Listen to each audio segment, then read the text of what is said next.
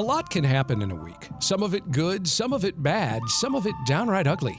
When faced with intriguing developments in the week's news, we turn to a rotating panel of non-experts to parse the good, the bad, and the ugly of it all. On today's panel, Houston Chronicle News columnist Joy Sowing and David Branham, professor of political science at the University of Houston downtown. Joy, David, welcome to Houston Matters. Hey, Craig. Thanks, Greg.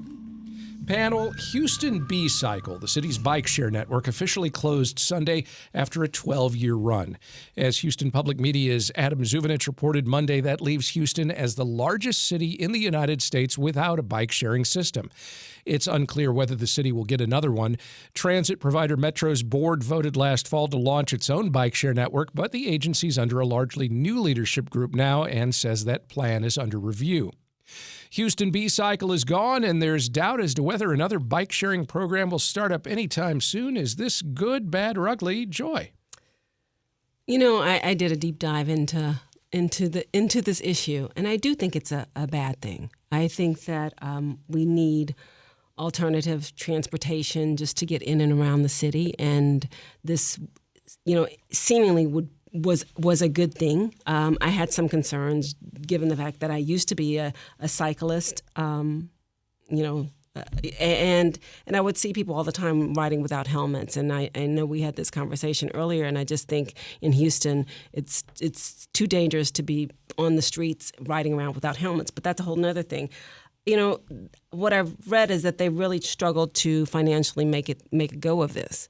And, during the pandemic, there was a surge in people using bikes, and they found out that it was hard to offset the cost and a number of things.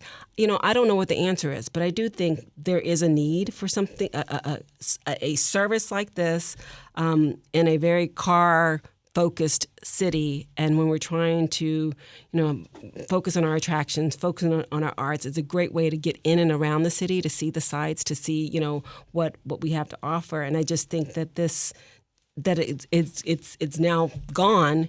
When they were at one point 150 stations around the city, now we have nothing. So yeah, I think it's a bad thing. All right, good, bad, or ugly, David? Yeah, I think it's bad as well. I think it would be nice if we had that. I think it's one of the realities of living in the city of Houston right now. The city doesn't have a lot of extra money, so things that would seem normal go. Now, we're the largest city without that. That means that L.A., Chicago, and New York have it. Okay, so that means I'm guessing there are a lot of other large cities that don't have it. But Houston has a big problem in that we don't have a history of city planning at all. We didn't zone. We've been a car-oriented city.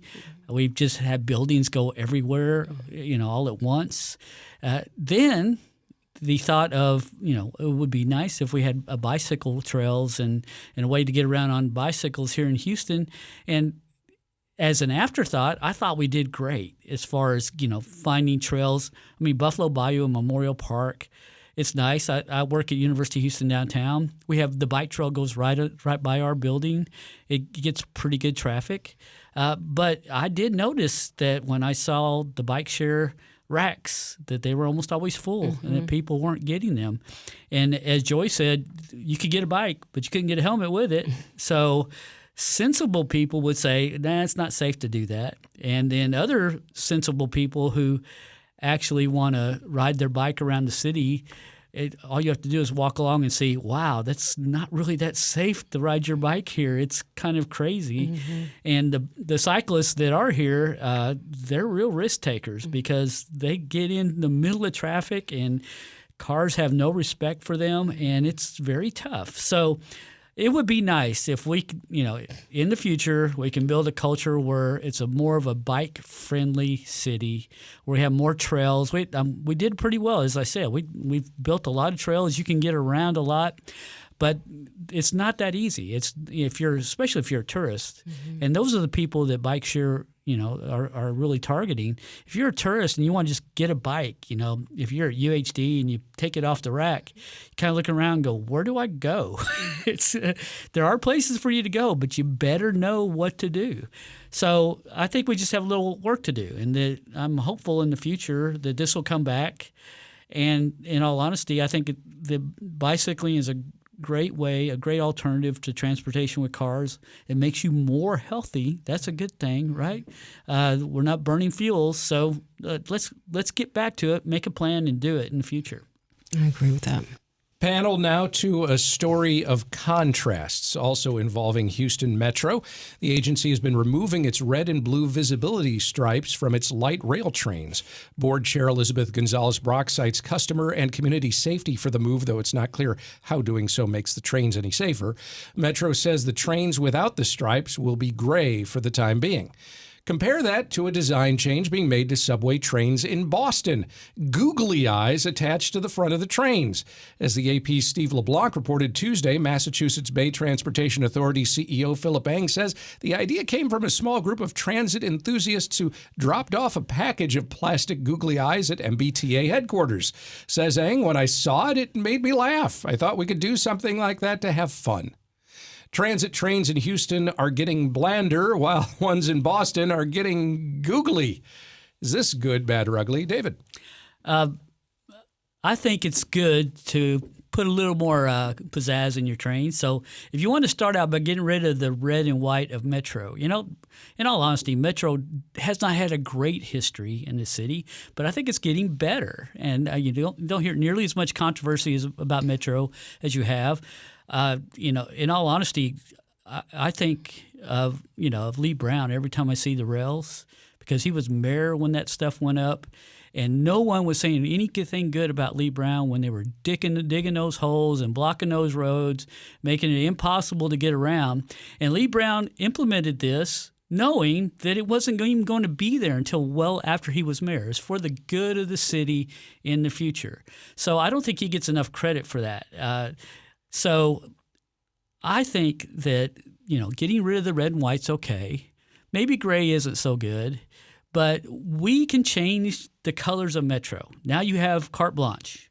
Get out there and change it, make your rails prettier. I know you want to do a lot of advertising. I see that all the time because at UHD we also have a rail that goes right under our roof. And so I do like the rail and how much convenience it has for people. So we can make it pretty. Now, the googly eyes, I have a fear about this because people get mesmerized by those eyes. I could just see the little kid going, "Oh, I want to give it a kiss," and you don't want to give the front of a rail a kiss. It's too dangerous. So yeah, it's pretty and it's nice. And if you look at the pictures, the Boston rail, I mean, it's very cute. So you don't have to do that, but let's make things more attractive. The city of Houston's getting more attractive. You see the artwork. It's incredible how well it's looking. I think this can be a step in that direction, making the rail more attractive, not just by painting it gray, but just saying, okay, now we have our base. Let's put something up that's really cool. Okay, good, bad, or ugly. Joy? I would like to know about how this makes it safer. I really would. That I could not understand that one. But I do agree with David that there's an opportunity to make them pretty, and not necessarily just pretty, but just we have so many beautiful murals around town. Maybe take some of those artists and have them have an opportunity, and they might have already done something like this, but have an opportunity to have rolling murals on these trains that people can see that reflect Houston or reflect the culture of Houston. I could see something like that would be actually very Houston-centric. It would celebrate Houston artists. It gives people who take the rail opportunity to see that and educate them on artists here. And I think there's an opportunity. Well, now all we need is a really nice donor. Absolutely. To put up a lot of money to do that. So if anyone is listening. Yeah, because if you're a government in the city of Houston, you don't have a lot of money. Yeah. But if we could just find that funding, that would be great. Absolutely. What if that major funding donor says, okay, but they've all got to have googly eyes? Okay, I'll give in. I'll go for the googly eyes. But Well, can we have googly eyes with color? Like, can we have different color, one like red and orange? I'm fine with it. Yeah, I'm fine with it. It's googly eyes are okay. I think they draw too much attention, and drivers in Houston don't need their attention distracted any more than it already is. Mm-hmm. I was at the stop in front of the University of Houston downtown at a rail. There's a stoplight there, and the rail goes in between. It's right down Main Street. It goes right in between the roads there, and the red light was staying red for a very long time because a rail was coming in the northern direction. It was coming from the south going north, and I was facing south, so I was watching it, and there was another car there, and I saw him in his eyes that he's going, well, this light is obviously stuck because I've been sitting here forever. And he had his left turn signal on, so he went out to turn left. And his timing was terrible because it went right into the rail. And I laid on my horn as hard as I could, and he just kind of stopped. I think I startled him a little bit, and he stopped, and the rail clipped the front of his car. Luckily, he didn't get in front of it. So it's, the rail is a little dangerous the way it is. I mean, people have lost their lives on it. So we need to make it safe as well as attractive. And also, I think adding color to it makes it visible, because a lot of times when you're looking down, you don't see. You may catch the glimpse of the headlights, but you may not see it because it's gray or because it kind of blends in. And I just think that that's not a good thing at all. And I just think it's an opportunity to make them, to celebrate art and even I have a friend who in another city, she's a poet, and so she had some of her poetry on a bus, and maybe, nice. And they could do something like that. Put a nice poem. We need nice long bus stops though, so people can read the entire poem. Well, just maybe just an excerpt, but on the rail, One stanza. Yeah. Limit it to one There you stanza go. per bus. And googly eyes. There you go. Joyce Owing is a news columnist with the Houston Chronicle, and David Branham is a professor of political science at the University of Houston downtown. Joy, David, thank you very much. Thank you.